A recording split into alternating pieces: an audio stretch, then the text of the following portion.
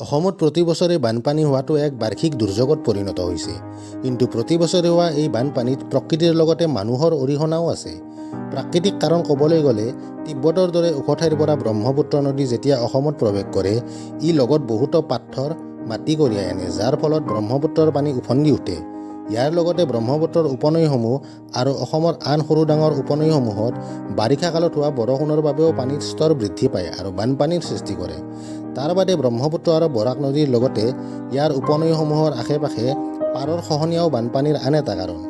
এক হিচাপ মতে অসমত বছৰি প্ৰায় ৮,০০০ হেক্টৰ মাটি খহনীয়াৰ ফলত হেৰাই যায়। ব্ৰহ্মপুত্ৰ নদীৰ কিছুমান অংশত খহনীয়া ইমানেই বেছি হৈ গৈছে যে ইয়াৰ প্ৰস্থ ১৫ কিলোমিটাৰ পৰ্যন্ত বৃদ্ধি পাইছে, যিটো সঁচাকৈয়ে চিন্তনীয়। এইবোৰৰ উপৰি আন এটা সমস্যা হৈছে অসমত হৈ থকা ভূমিকম্প।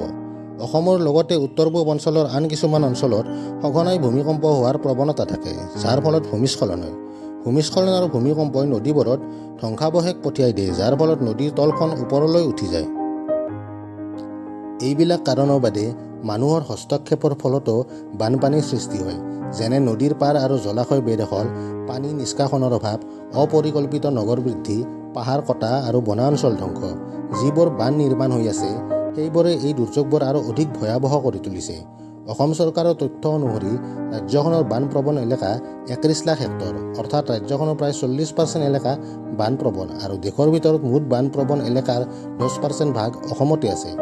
আপোনালোকে শুনি আচৰিত হ'ব যে অসমত বানপানীৰ ফলত হোৱা গড় বাৰ্ষিক লোকচান প্ৰায় ২০০ কোটি টকা আৰু ২০০৪ চনৰ ভিতৰত ই আছিল ৭৭১ কোটি টকা।